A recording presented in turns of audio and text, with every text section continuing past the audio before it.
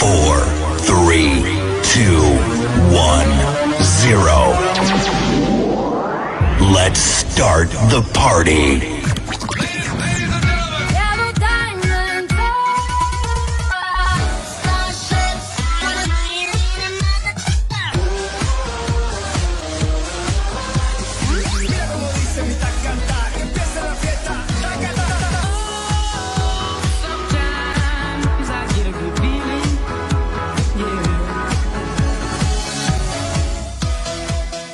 Bonjour chers auditeurs et chères auditrices, vous êtes sur les ondes de la meilleure radio du monde avec vous, votre reportrice préférée, Dunia Karoumi. C'est quoi les soft skills?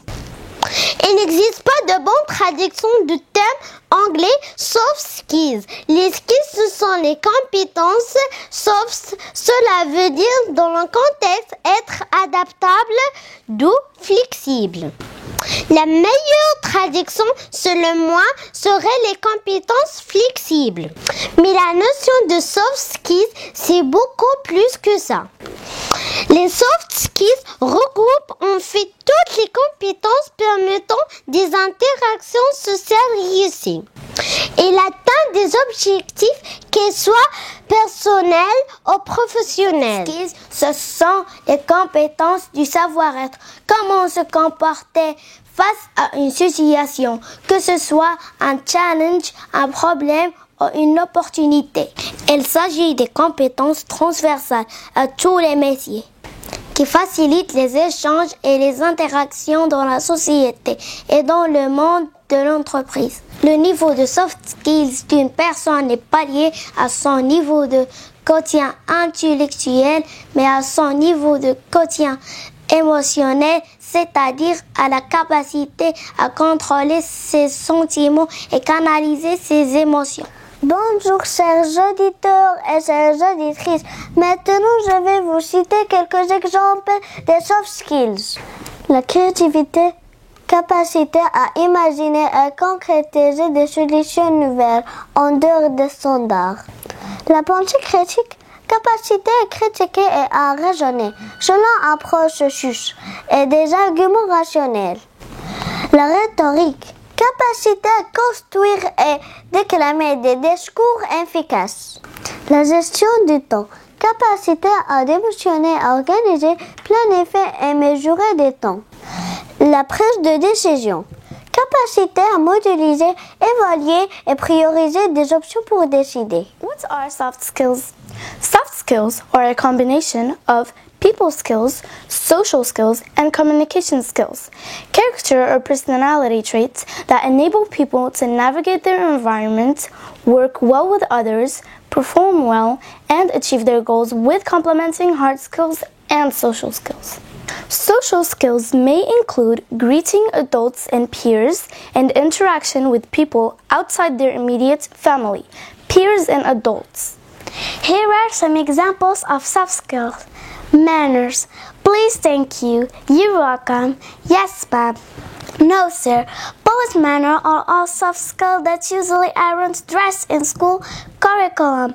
Ever hold the door open for someone who told you to do that? Communication. How to speak to someone. How to get your point across. Clear and concise with no numbling, no hands over the mouth or averted eyes and solution posture. Listening is important at communication, and due to our belief on electronics, this soft skill has fallen behind for many. مستمعينا الأعزاء، مستمعاتنا العزيزات، مرحبا بكم في إذاعتكم إذاعة لاجوكوند، حيث عبر أمواجها سنتطرق لموضوع لا يقل أهمية عن سابقيه، ألا وهو المهارات الشخصية. فما هي المهارات الشخصية؟ المهارات الشخصية هي المهارات التي من الممكن الحصول عليها عند تحديد نقاط القوة. وتنقسم المهارات الشخصية إلى قسمين: المهارات التقنية التي تختص بالمهام والنشاطات الخاصة بالعمل، والمهارات الاجتماعية التي تختص بالمزايا، منها الشخصية والمشاعر وأساليب التواصل.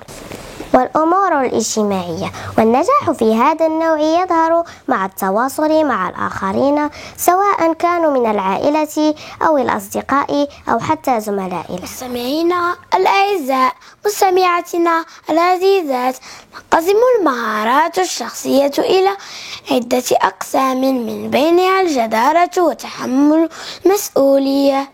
من المهم جدا أن يكون الإنسان من النوع الذي يعتمد عليه في وظيفته، حيث يرغب أصحاب العمل على الحصول على شخص يتحمل المسؤولية ولديه ثقة كبيرة في نفسه، مما يفتح له المجال ليصبح مديرا أو قائدا قويا. مهارات التواصل والتعامل، وهي المهارات التي تساعد على التفاعل والتواصل مع الآخرين، وهم الأشخاص الذين يتفقون مع من حولهم في العمل، فهم أشخاص يعملون بشكل جيد داخل الفريق. الشجاعة تعني الشجاعة في هذه الحالة القدرة على العمل دون الشعور بالخوف، وهي من المهارات التي تساعد على الإتقان والتي تساعد على الوصول إلى الأهداف المرجوة.